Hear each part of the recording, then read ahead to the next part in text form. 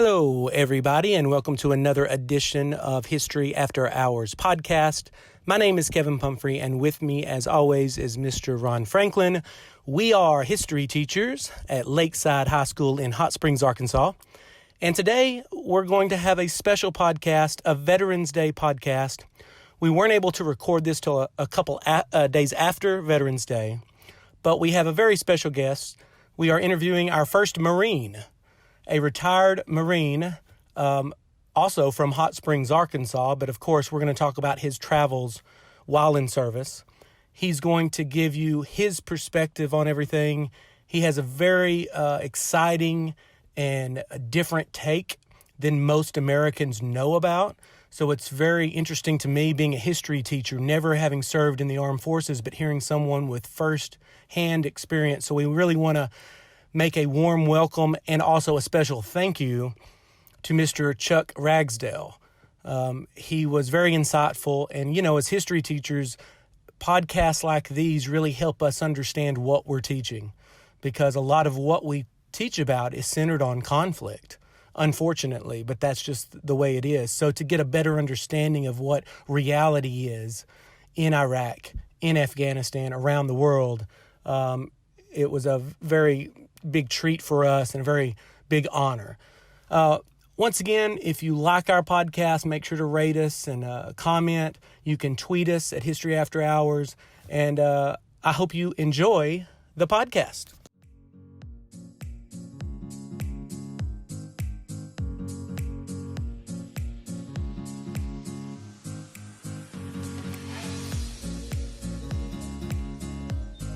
Okay, we are here with Mr. Chuck Ragsdale, and this is our Veterans Day podcast. We like to come together on this podcast and reflect at least once a year on Veterans Day, although we talk about the military and quite a bit.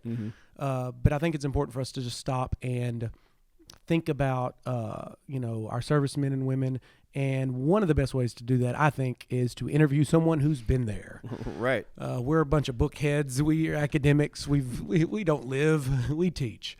But it is nice to have somebody with firsthand experience of some of the stuff we do teach, because we do teach a lot about the military in both of our classes. In any form of service too, this is part of what we're trying to get across.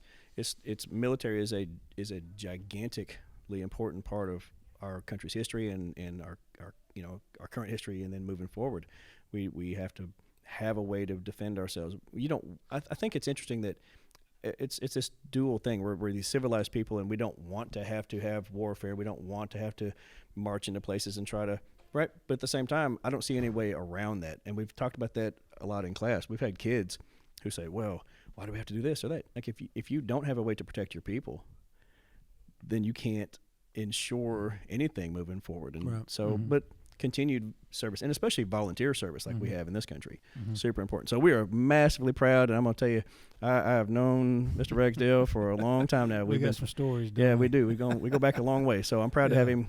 He's joined the staff, and we're proud to have him. And so we're super pleased to have him on our podcast. So just to get us going here, if you could give us a little synopsis of kind of where you're from and how you grew up and how you got to this point, if you want. Yeah, I'll kind of give you the Reader's Digest version of it, the down and dirty and the men in 30 kind of deal. So I'm Chuck Ragsdale, born and raised, and I tell people going to retire and expire. So I got 3 out of 4 so far.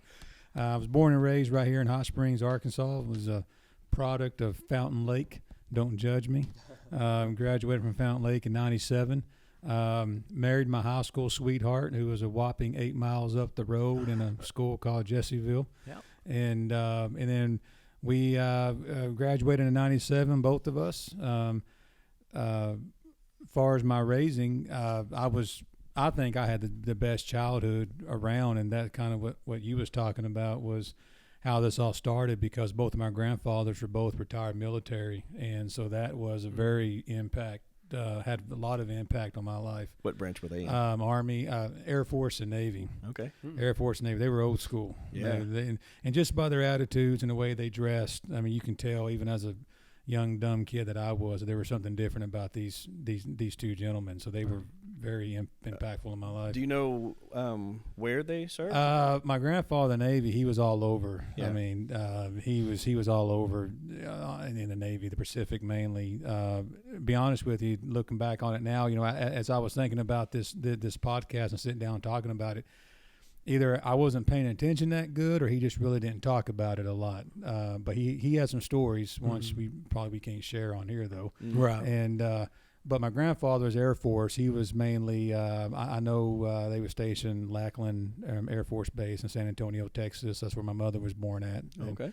And but those two gentlemen really molded me. And do you think that that's pretty typical of older service members in particular? Because I had a great uncle who served in Okinawa in the Philippines, and I didn't know that until I was older, that he had, he landed with those boys to drive out the opposition forces, and Yeah, I think not going too far down the rabbit hole on this and pushing the fast forward button, but that's a study that they've done in the past. I'm sure you gentlemen are aware that people in that generation, they didn't know what PTSD was, so all they did was just work all the time to keep their minds off of it. And we probably had our, like you said, older family members, grandfathers, uncles, whatever, that you had no idea what they did until later in life because they just didn't talk about it. And my grandfathers were pretty much that way. My grandfather golfed all the time. My other one just worked all the time. Really didn't talk about the military a lot, but they knew they were in the military. And so that shaped me. My father was a police officer here in Hot Springs, retired, and my mother worked for the hospital here at St. Joe's. So we had a pretty good structured service attitude, way of life. My brother, both, and I did. And right after I knew I was getting married, was working at the good old Village Super Center up there with my buddy here, and I kind of knew at an early age that I was always interested in the military. I was always fascinated by it. And as I got older, junior high and into high school, working after school, I really knew that, this is, kind of maybe what I want to do. And so my wife and I got married, and I was home on lunch break one day, and the Marine Corps recruiter just called me out of the blue, and that's how everything kind of got started for us, just 20 years later down the road. Wow. Journey. It's kind of weird how you look back on it and how you think about things like that, being at the right time at the right place, I guess, But had you thought about other branches of service too? Oh, yeah. Yeah. So when I went in and talked to the Marine Corps recruiter, which we're still good friends to this day, and he said, I want you to That's a pretty good story, because sometimes I've heard. Yeah. He was actually my retirement ceremony. And nice. Oh, yeah. And we still keep in contact. He was a mentor way before I knew what a mentor was. And he said, I want you to go talk to all the branches, and then you come back and talk to me. That's a good sales pitch right there. Yeah, it is. Oh, yeah, it was. And he goes, everybody's going to pay you the same. Everybody gets paid the same across the board. They all have worldwide travel. You all get college benefits. But the one thing they can't give you is a title, and that title is a United States Marine. Like there you go. Said. So anyway, I went and talked to all of them, and it didn't pan out, and I came back and started the paperwork, and like I said, 20 years later, there it was. Me and you are about the same age. Yeah. I don't know when those commercials really were playing a lot, but the Proud Marine with the sword. And I remember that growing up, and that had been probably late 90s when that was mid to late 90s. And I know that they still advertise, but I remember seeing that commercial a lot. That was a good one too. The guy with the sword and snapping to attention, and they kind of run the camera down the sword. That was a good one. Yeah. Then over to the emblems on the military dress. Yeah, the Marine Corps has the best uniforms, dress blues, hands down. So that was always the winner. But what really changed my mind is you talking about seeing the transformation firsthand. I had a cousin that went into the Marine Corps, and he came back 3 months later, and it was like, oh my goodness. I mean, I saw firsthand as a teenager. I'm like, wow, that's impressive. So that was a recruiting pitch and tool right there, So that kind of really got the grease, the sled going. Did you find that not only about appearance for people, but that mental attitude, and because I've seen them take people who were just some punk kid or whatever. I'm not saying that's you. I'm saying no, but I mean, but they'll come back and they're a different person. They're much more. They're serious, and they're they've got a different They have a they've got different a different edge about them. They have a different outlook on things. There you go. And my cousin definitely had an attitude change. He was just very focused and driven, and he was chiseled. And he literally chiseled. And you know, he came walking out. You know, the day after he got back, he came walking out of my grandmother's bedroom back there, and he had on his Marine Corps red T-shirt, and just he looked like a Marine. And I was like, man, whatever that is, that's pretty impressive. Well, you know, we've done this for several years, and one of the common themes is they talk about when you first go in, the first part of your experience, no matter the branch, is breaking down your ego, breaking down your individuality. I mean, you got to perform as a unit. Do you think that's kind of why, like, somebody can go and 3 months later they're a different person because they get their ego kind of shaken? Yeah. It's funny you mentioned that, because I think maybe you knew about this, maybe you didn't. But I was actually a Marine Corps drill instructor for 3 years down in Parris Island, South Carolina. So when I went to boot camp in San Diego as a recruit, you know, 4 years later, I'm down there on Parris Island doing the drill instructor. Turn it around. Turn it around. So you're right, and all that is for a reason, because you know, it is kind of like a reset. You're getting all these different personalities and all these different backgrounds into one area, one squad bay, one living, you know, center, and you set the tone that everybody is equal. You know, in order to get this, in order to keep the machine moving forward, everybody has to work together as a team. There is no I. There is no it's we. It's us. It's the team. So yeah, absolutely. There's a method behind the madness. So we were talking a little bit before we started the recording here about boot camp experience, and not that you have to go through each little step, but what are some of the things that you discovered about it that you thought, oh, this is not quite what I thought, or you liked it more because of, oh yeah, this is really kind of a cool thing? Or what are some common misconceptions about?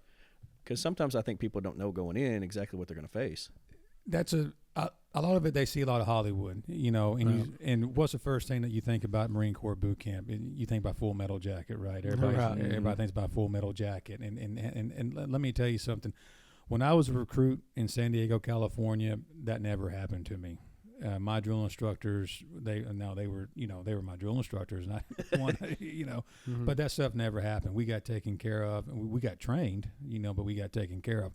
And then when I went down there as a drill instructor, we really. How do you learn to be? Is there like drill instructor school? Yeah. You go through 3 months of drill instructor school, and you do everything that the recruits do. You walk around like, you know, with your water, with your canteen, you know, just like a recruit would, and you have to learn all the drill movements and learn how to teach all the drill movements and all that stuff. You know, so yeah, it's a pretty intense school. That's probably one of the hardest schools I ever went to. My Marine Corps career was drill instructor school. Wow. So, but the thing that they taught us about it was how to take care of the recruits, but still train them. Does that make sense? Like if you see a recruit hobbling or something like that, you know something's wrong with him, and you know, if we're stop training and say, hey, what's the matter? You go let the corpsman know, or you go let the doctor know, hey, I saw this person hobbling today. You need to go check on him. And then you go back to training the rest of the recruits, and then that person goes check on him.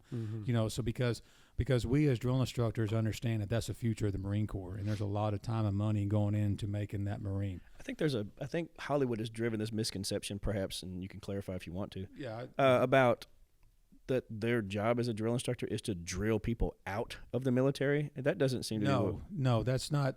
I mean, obviously, you got your onesies and twosies that. Well, but I mean, but they're not looking to actively. No, like you're trying to help people become Marines. No, matter of fact, you as a drill instructor, we take an oath. We take an oath in front of the recruits. You know. Before every cycle starts, and we say, you know, we will not quit on you, even though some of you have quit on yourselves. We will not quit on you, and you know, we take that very personally, and because we know that's my replacement. That, you know, that is standing right here. That's a future whatever, you know, fill in the blank. You know, that's the Marine Corps right there, and we got to have, like you said in the beginning, we got to have, you know. I got a new respect for them when I was down there because they voluntarily, like you said in the beginning of this episode, they voluntarily raised their hand to come down here to Marine Corps boot camp of all boot camps, the longest and the toughest and the hardest boot camp. They voluntarily come down here, so that automatically should say something about them already for wanting to do that. And now they're down here. Now it's my job to train them. What's a typical day like? What was your first day like? As a recruit or as a drill instructor? As a recruit. Oh, as a recruit. My first day down there at boot camp, all I remember is my dad gave me $20 in Little Rock Airport before I flew out, and how do I get these $20 and get out of here? Because I'm like, what did I get myself into? Seems to be a common thread, too. I was like, oh, my, what did I get myself into? How old were you? 21. Right. I was 21. And just married, just brand new married. I was still like a month and a half being newly married. So, it was just shock. It was a shock. I'm out in San Diego, no idea where I'm at. But that boy's fresh off the farm. Fresh off the farm. But there's a method behind the madness. They keep you going from the day that you get there, from the day you leave. They keep you going. They keep your mind engaged. They keep your body moving. And be honest with you, the time flew by for me as a recruit. Those 3 months in boot camp went from snap, and graduations here. Now I'm graduating as a U.S. Marine. Is there a moment where you could kind of tell, like, yeah, I'm becoming a Marine? Did you have that moment? Yeah, probably about the second month into it. By the second month into it, you got used to the rhythm. You got used to the everyday routine. Okay, lots is coming on in this morning. Okay, this is what time chow is. Oh, we got this. Next thing I know, it's time to go to sleep again. And then, it's time to get up again. And they really take care of you down there. They make sure you get your 3 meals a day. You get 8 hours of sleep because you're burning a lot of calories down there. So they feed you well and they make sure you get your sleep because you gotta eat right and sleep well if you want to continue that rigorous training that they have down there for you. But it's all. I mean, the Marine Corps has been around since 10 November 1775. They kind of got this thing pretty good going, I think. They got it figured out. Right. Yeah, they got it all figured out, and but even as a drill instructor, my 3 years down there went as a blur because, people say, oh man, you worked 3 months straight without a day off. It's like, yeah, but those 3 months went and flew by. Yeah. Because you're constantly going, you're constantly, running and gunning. But a lot of it as being a successful drill instructor was, my wife, we had no kids at the time, so it was just her and I. Mm-hmm. So that made it a little bit easier for me, I think, mentally, because, I didn't have to hurry up and rush home to the family. Did she go out to San Diego too, or was she still here? No, she was still here. Yeah, she was still here. After boot camp, I came home for my 10 days of boot leave, like everybody does. You get 10 days off. And then I went back out to California for about another month and a half, 2 months of training. And then we got orders to North Carolina. So I swung by through California and picked up the wife. And did you know where you were going to end up or do you get a choice? You get like a range of places you might want to go, or they just you go here? You get a wish list, but it's always the needs of the Marine Corps sure, where you want to go. Yeah. But you get a wish list. You may get lucky, you may not. So you'll be off to defend North Carolina, huh? I went off to defend the shores of North Carolina. Absolutely. And loved it out Watching there. them boys in South Carolina. Yeah, that's right. That's right. Never know with them. Yeah, and ended up down there for 8 years too. All three of my kids were born in South Carolina when I was stationed. Where all you been then? Started out, went to boot camp in California. Went to my training in California. Stationed in North Carolina. Stationed in South Carolina. Stationed back out in California, and then went back out to North Carolina and retired out of there. Okay. So just East Coast, West Coast stationed, with the family. So, and we enjoyed it. It was a good time. It was. What would you think about the concept of mandatory service? I see the pros and cons in that. I think it would be good for some people to do mandatory maybe like 2 years, maybe out of high school or college, do 2 years, maybe mandatory, or maybe do a reserve program. But then thinking about it, do you want somebody who really doesn't want to be there, or do you want somebody there that wants to be there? Yeah. And then, if somebody says, oh, I gotta buy time and do my 2 years or 4 years or fill in the blank, and then I'm out of here. do you really want to go, spend 6 months overseas with them somewhere? Maybe. I mean, I don't know. That's a question or debate later on down the road. Yeah. But I mean, there's pros and cons to it. Yeah, I know that we've talked about having an all volunteer army does make, because there's so many countries that don't. You have mandatory service in some countries, and there is something about knowing that everybody out there fighting did volunteer. In your opinion, even though they might have all regretted it 2 weeks later when they're 2 weeks in. In your opinion, do you think that makes our military as strong as it is? In my opinion, yes. I believe so, because people, men and women, who raise their right hand to protect and defend the Constitution of the United States against all enemies, foreign and domestic. I mean, that says a lot about somebody, and able to leave their, I left my hometown. I didn't know what was outside the walls of Arkansas. I knew nothing, born and raised here, and me volunteering and getting transplanted and planning somewhere else. Amy and I drove into North Carolina. I'll never forget this. We was in my Nissan Frontier, driving from Arkansas. Is before GPSs and cell phones, so she was over there with the Atlas. She had like 2 Atlases, and she had them turn every which way, turn here, and we drove into Jacksonville, North Carolina. Didn't know a soul, didn't know where the base was at, didn't know where the Walmart was at, fill in the blanks. It was just the 2 of us, and I think that's what also made us, our marriage stronger and a good team. I've heard that if you can travel together and not get divorced at the end of that trip, it's a sign that it's going to be solid. Yes, and then throw kids in it as we got older. You're 10 minutes down the road. You're 10 minutes into the road trip. Are we there yet? You're like, no. Let's talk about your foreign service. Yeah, if you want to. Yeah. So the first time I got deployed was back in 2003. I was deployed upon the 26th Marine Expeditionary Unit. I was on the USS Iwo Jima, a naval boat, and we was gone for 8 months. And we went to Albania, Malta, went to Djibouti, Africa, did some training there. And then I talked to you a little bit about it the other day. That's when in 2003 is when obviously President Bush declared war with Iraq, and we was actually out on the ship when he was giving his speech from the Oval Office that night. That he was bombing Iraq and Baghdad. All right, back up the timeline. Were you what year did you go in? 99. 99. So what was the reaction inside the military? The reaction to 9/11.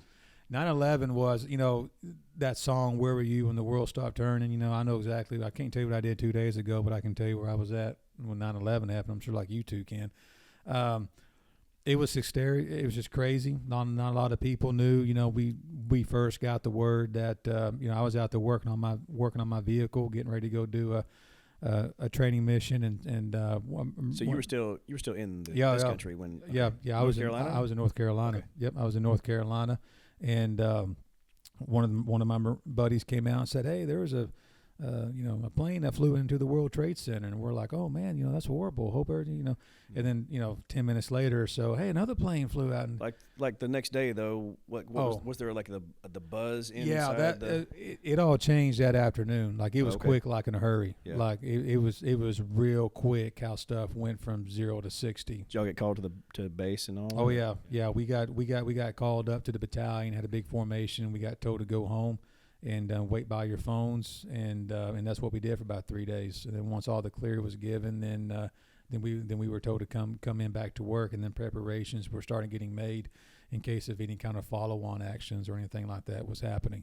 So yeah, it got real quick. How long after that was it that you guys actually shipped out? So that was September. So it was that March. So that March is pretty quickly. So pretty quickly. So pretty quickly we shipped out, and then we was gone for 8 months, and then went to Greece and did some training there. So y'all were definitely in the vicinity. We was definitely in the vicinity. Not going too much into details, but there was plans. Sure. Yeah. Yeah. There was plans for that to happen. So after the announcement about that we're going to move into Iraq, I don't know what what you can tell or not about that. After we got the announcement, it was check everything, check it twice, get ready, stand by to stand by. That's pretty much was the attitude and mentality that we were all in, because this is it. This is it. We saw what happened in 9/11. We just heard the president. This is it. We all knew where we were at, like you said, the vicinity, and we kind of put two to two together. And we did some things. We did some things. We continued to do some training and show our presence of force over there, which was good. And then we got back all that deployment, and then training automatically went right back in. I mean, as soon as we got off the boat, it was right back into training, because everybody was in that mindset, and it was in that mindset for probably, we're still in the mindset, training, because we're still deploying all around the world. So, but as for me, once we got back off that 8-month deployment, I went straight down to the drill field down to Parris Island, and was down there for 3 years. Yeah, because I already had orders to go down there halfway through the deployment, so I had to execute those orders. So you were in Iraq how many times? I was in Iraq one time. Oh, one time. Yeah, one time. But you served in Afghanistan as well? Yep, Okay. sir. So after the drill field, I got stationed to Columbia, South Carolina, and then we went to Iraq 08-09. Is when we went to Iraq. Primary mission there to just maintain security? Yeah, our primary mission for Iraq was we got over there, and it was just, like you said, pretty much primary security to kind of. Like in my head, it's like we work with the locals, and we try to make sure that we're giving support for people that we're trying to get on our side. And I mean, but I don't know exactly whose job that was. Yeah, we did a lot of what we did a lot of patrols in the towns, in the villages. We had our AO, area of operations, that we did, and we just basically, it was a presence. We would go in, hey, what's your, do you have water? Do you have electricity? What do you need? You got anybody sick here? And then we would also try to gather intel. Hey, are there any bad guys? What's going on around here? What was the general reception like, you think, from the folks? They liked us. We never got a bad reception, really, to be honest with you. They understood why we were doing there. Well, I think this is another misconception, where the public thinks that we're over there doing all this stuff, when really we're over there helping normal people who just want to go to work, and and so, and if you could just talk about that, but also I'd like to know how much you felt when the public started to change, public support for the war, for Iraq, and then of course when Obama was elected, how much of that did you feel? Obviously orders matter, but could you, what was kind of the sense in the military when public support was kind of going against the war, and there was a lot of criticisms and all that? Yeah, as far as to answer the first part of that question, now I understand that there were some people that went to Iraq that maybe saw it differently than I did. It maybe had different experiences. Right. I get that. But as far as my experience, we had a warm reception. They enjoyed us over there, and to give you one example, which I thought it was real cool, my 8 months that I spent in Iraq, the one thing that was pretty cool and that I still remember today is that we were going through a town. We was patrolling through a town, and to them seeing us, we almost look like aliens. We're all dressed the same, got our sunglasses on, we got these weapons. They never seen things like this before, and so at the time, I had my son was just born. My daughter was probably about 4 or 5, maybe, still young, and I was walking through a town. And I saw this little girl off to the side, and her father was knelt down beside her, and he was talking and pointing and waving and trying to calm her down, because obviously she was rattled. And it kind of hit me right there that was cool, that you saw that father's love, just like my love for my daughter. And even though we don't speak the same language, but we do when it comes to the love and protection of our children. And even though I'm on the opposite end of the world, we still have that bond as fathers. And for some reason, that moment kind of was kind of cool. And I would always remember that the love for a father and his children, and trying to calm their child down. And that just kind of stuck with me always.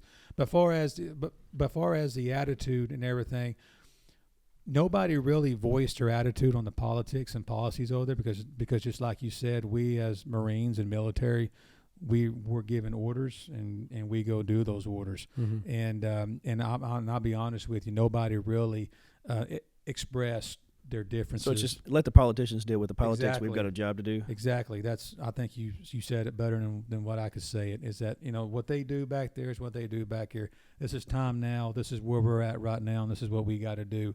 And if we all want to go home X amount of months from now, then we better pull together and pull as a team and leave all that stuff back there, and let's do our mission. Let's go home. Is it, and I don't know if you saw this or one way or the other, but some of the reports that we got back home was about the lack of supplies or was there a mismanagement of, and I'm not trying to get you to criticize the military. I'm just saying, but from part of the perspective that we got from the media was that you guys weren't necessarily being well taken care of by the politicians who were supposed to be funding this whole thing. Right. Well, we always. Did you ever feel like you didn't get the supplies you needed? No. Okay. No. I mean, obviously, when you're in country and things are coming from different parts of the world, there may be a little lag or something might have happened and a shipment might be delayed or whatever. But we always had, as we say, beans, bullets, and Band-Aids. We always had that. We always had fuel to go. We always had ammo to do our deal.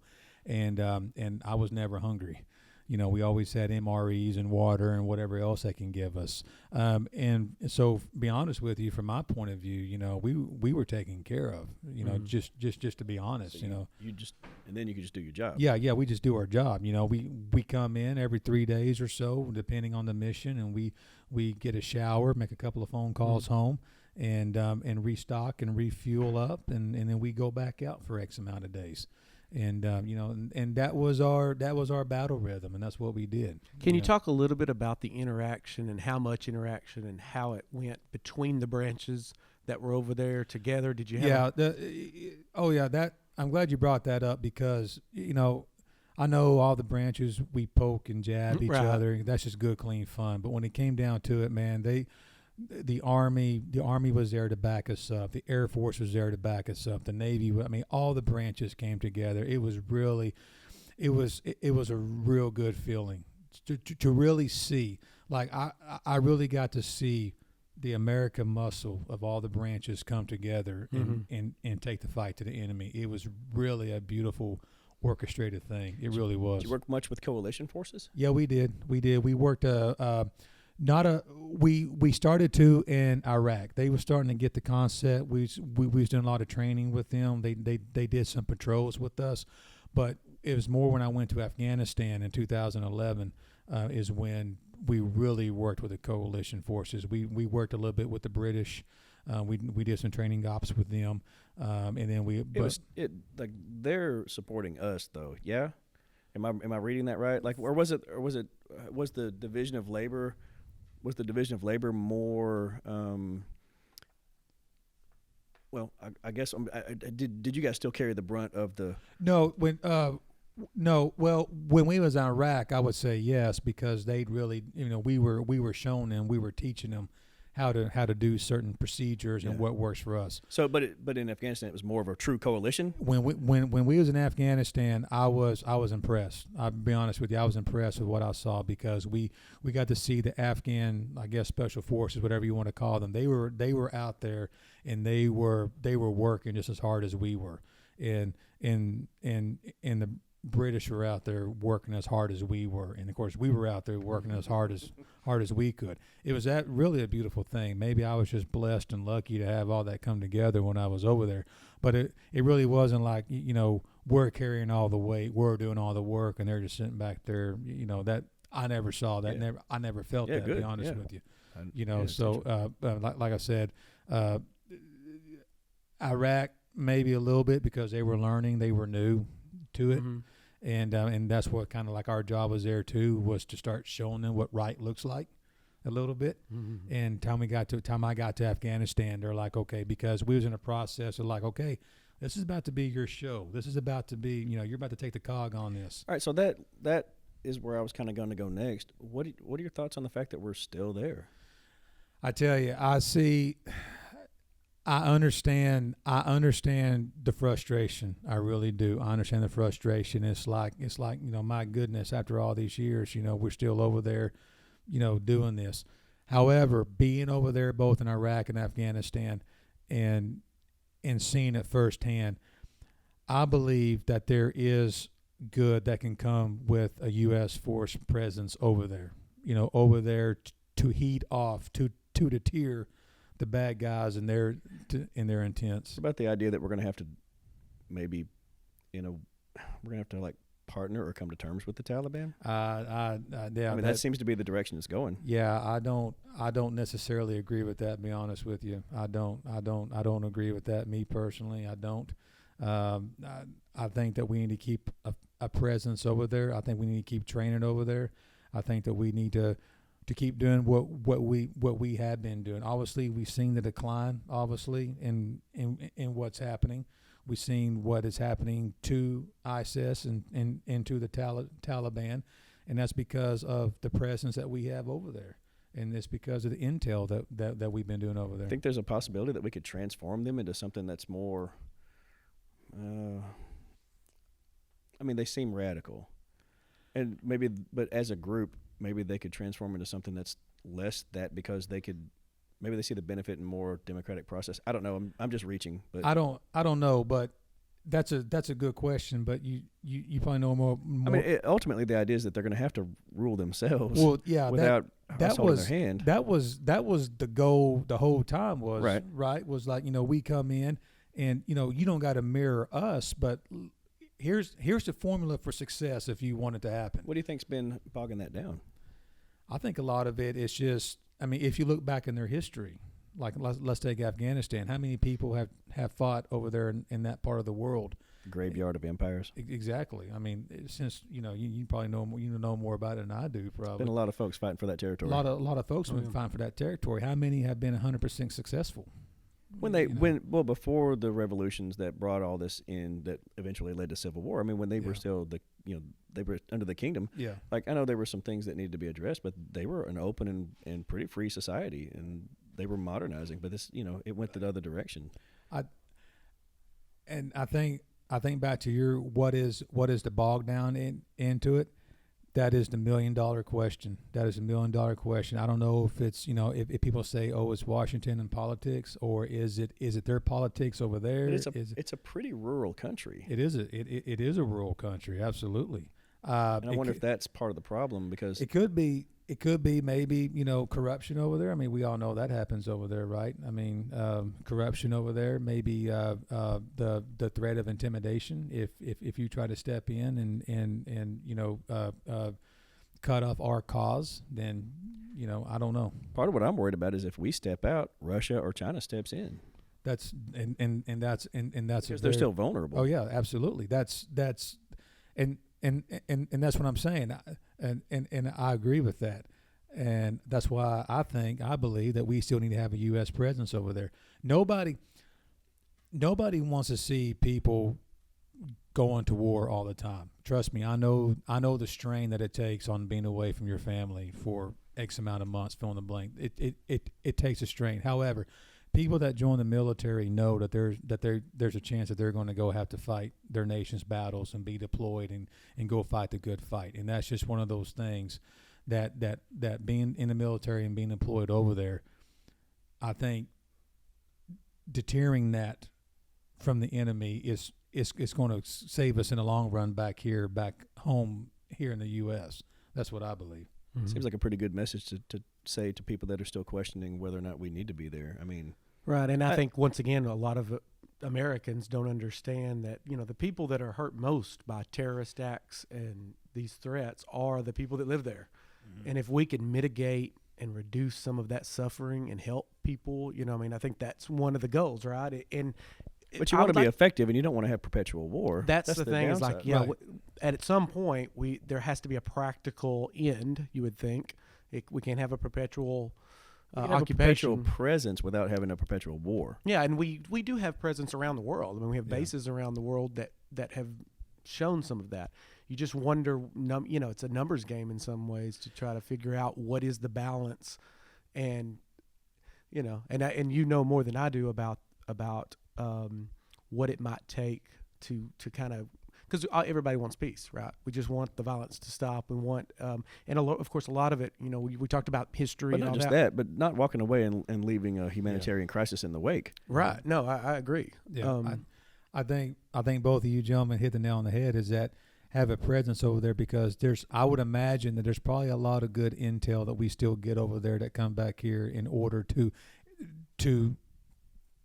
shield, to deter, follow-on attacks that we had.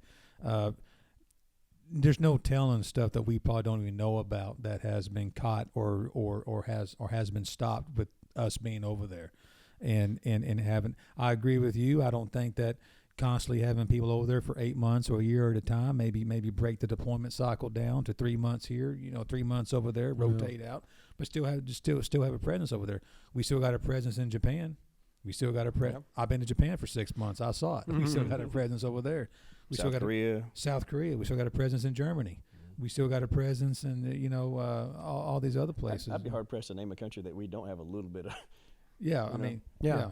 And there's something to be said when our values and have been good for the world, and sometimes these situations we're the only country that can do this kind of thing. You don't want another country that's a powerful military to have that kind of influence in that part of the world. So, but I wonder, because I think about President Trump and the idea about pulling out of Syria, and now the thing with the Kurdish situation is he just had President Erdogan from Turkey in the White House yesterday or the day before, and or him talking about we got to get out of Afghanistan now, but I don't know, like, that doesn't. Hopefully there's someone in his ear saying, look, it's more complicated than that. Yeah. It's. I would hope he has somebody saying, okay, let's push a fast forward button down the road. 2 years down the road, if we completely pulled out, what's going to happen? Because they know. I mean, if they get a timeline, if they know that troops are pulling out on this date or whatnot, then they know what's going on. They're gonna say, well, all we got to do is just lay low and be cool until y'all get out of here, and then we're gonna start right back up doing what we're doing. Yeah, so, I saw those the clips on the news of the people throwing stuff at the tanks, potatoes, I got when we was going through Albania in 2003, I got had a little boy squirt the water hose at me going through the streets real quick. I remember that. So. Yeah. Well, if you don't mind, and I'm starting to become aware of your time, but when you look at the state of the military, and I don't want you to criticize the military necessarily, but as far as young people here and the recruits that are now signing up presently, has that changed? Has the young people in the military, has it changed since 9/11? Has it changed since you started? Do you see a big difference in the new recruits going in? You talking about attitude, or? Well, yeah, just in perception of what they're gonna, with the technology that we have now, and you've seen the drones come on, haven't you? Yeah, it's funny you talk. It's funny you mentioned that, and so I came in the Marine Corps before 9/11. And then so I knew the Marine Corps before 9/11, and then 9/11 happened, and then boom, everything turned upside down, and deploying, training.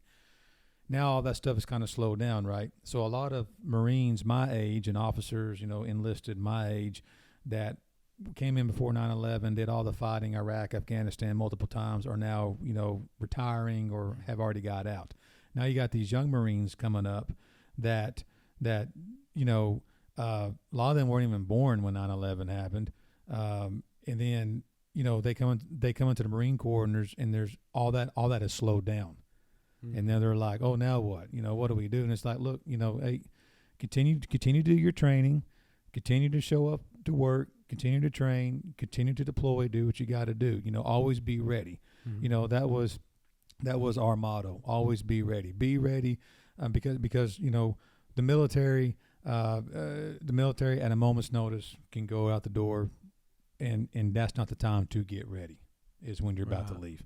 Make sure everything's in order. So far as what I think about the military, obviously there's some changes. Absolutely, like you said, the technology from when I first joined, the technology is light years ahead of what it was when I first joined. I mean, it's amazing. I saw the Navy has a laser that shoots down drones. Have you seen that? I hadn't seen that. It's like a Star Wars pew pew kind of thing. Yeah. So that was kind of what I was saying was the need for recruitment of soldiers. Yeah. And when you have technology that can do other things. Well, you're always. Yeah, I see now. So, like for example, the GPS, right? The GPS is a wonderful tool. I use the GPS, the last 5 or 6 years that I was in the Marine Corps. Mm-hmm. But the GPS, there's a lot of times where my GPS, the batteries went out, it cracked, it died on me, and then I got to use the good old-fashioned compass. Yeah. Right? So, yeah, technology is great, and that mindset is that technology is great, but you also got to teach the basics. They're still training. They're still training, and we still do that because if and when technology fails you, you still have to complete the mission, and you still have to move forward. Right. And it's not like, oh, now what? Now what happens? You still got to go. You still got to do. Sharpen your pencil and grab some paper, boys. That's right. Exactly. Yeah. So we, at least in the Marines, I don't know about anybody else. In the Marines, we still taught the basics. We still got the map and compass out, and you can still orientate yourself and still know where to go if your GPS failed or whatever the case may be. So yeah, we still, but yeah, it's a different mindset. Is it good? Is it bad? I don't know. It depends who you ask. It's just different. Time marches on, right? Exactly. It's just different. It's just different. It's not good. It's not bad. It's just different. Yeah. Well, when listening to you talk, when you talked about being over there and how the branches you could see the muscle of the American military. As a proud American who teaches this history, and I teach American history. It's kind of cool to hear how when our military goes, they're going, and their brothers and even, I've heard, and you might agree with this, you mentioned this, like when you're fighting side by side with an Afghan troop or whatever, those are your brothers then too, because you're in the same boat. Yeah, we had our interpreters when I was in Afghanistan. We had our R2 interpreters, and we brought them in like family. Like they were family because they were out there next to us. They was out there on the missions that we were out there on, and they were part of the team. They were part of the fight, and I thought of them just like I did my fellow Marines, and I would take care of them just like my fellow Marines. And we didn't think anything differently of them because they were still doing a service. They was helping us, and but that is the greatest feeling in the world is when you go overseas with your fellow Marines or your fellow sailors or whatnot, what the case may be, and you look to the left and you look to the right and you see their game faces on, and they got the same mindset you do, and it's almost like y'all don't have to talk to each other because you have done so much training, you have done so many workups, you have done it all that it's beautiful. Like it's almost like goosebumps. It's a beautiful thing. That's awesome. Yeah, and that phase, band of brothers or band of sisters, whatever you want to call it, that is true. That is 100% true because that's all you have for 8 months as a family. You don't have your family like you do back here in the States. That's what you got over there for 8 months. So just like family, you may have your moments of bickering back and forth or whatnot, but your family, and that's what I miss about the Marine Corps. That's what I miss about the military is that camaraderie. Is because that when the balloon goes up and you get the call, that's who you're going with. That's who you're going with, and it's nobody else. And so that was a great feeling. It's good to know that you can trust that too. You could trust that. You could because you had to. You had to trust that because, like I said. I remember going out the wire there in Iraq, the first time we left friendly lines and we're going out into the, out in the great wide open. Was that kind of a surreal moment? That was a surreal moment, especially when I heard everybody because, you passed the last checkpoint there and you heard everybody rack their round back, back, and you're like, oh, okay, here we go. It's real. It's real. And then, but it was a good feeling because you knew. Like I didn't have to tell them to do that they were already in that mindset that they knew what to do. And to me, that was a good feeling that, okay, these warriors they're in the correct mindset to go do this. Best military on the planet. Absolutely. Absolutely. Hands down. I love our military. I love the military. You'll never hear me talk about the military. It's absolutely the men and women in all branches and what they do. And it's not just about war. It's about service. It's about service too. we was in Albania, and we had the American flag on one of our vehicles, and when the Albanian soldiers was saluting us and the American flag going by like that you got a little pride in your chest because it wasn't, they revered and honored the American flag and America and what we stood for. And that was a great feeling. It absolutely, and that's why, be honest with you, it burns me up when I see people disrespecting our flag. It absolutely just infuriates me, because seeing what that American flag stands for and people respecting that flag in other parts of the country, it just really makes you get a new appreciation for it. Really does. Well, I want to thank you for your time. No, yes, thank sir. you for your time. I hope I did. Oh good. man, no, I hope you come. Awesome guest. Yeah, we appreciate absolutely. I mean, this is just for us as history teachers. Yeah. Anytime that we can pick somebody's brain who's seen it firsthand, and when we teach, a lot of things, watershed moments are about the military. It changes the game. It does. And so, and on a personal note, man, like I said, we've known each other for a long time. I think I've known you since you were like 16. 16, 17. Matter of fact, yeah. So I'm proud of the man you've become, sir. No, Ron. He knew me when I was an immature teenager, but so you've seen the change now. I hope so.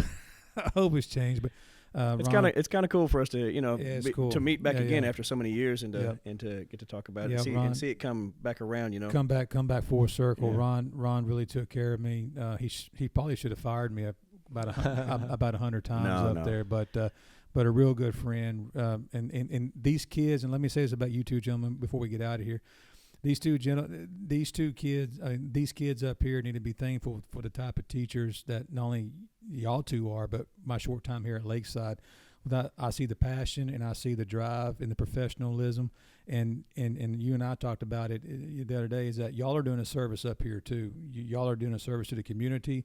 Y'all are doing a service up here for these students that are going to be future leaders of, fill in the blank, whatever the case may be. So hats off to you two professionals. Appreciate that. And what y'all do. Yeah. And to all the teachers across, not here at Lakeside, but across all over. Yeah. Rock on. Yeah. Well, once again, thank you. Thank you for your service. Rock. And that is History After Hours. Goodbye.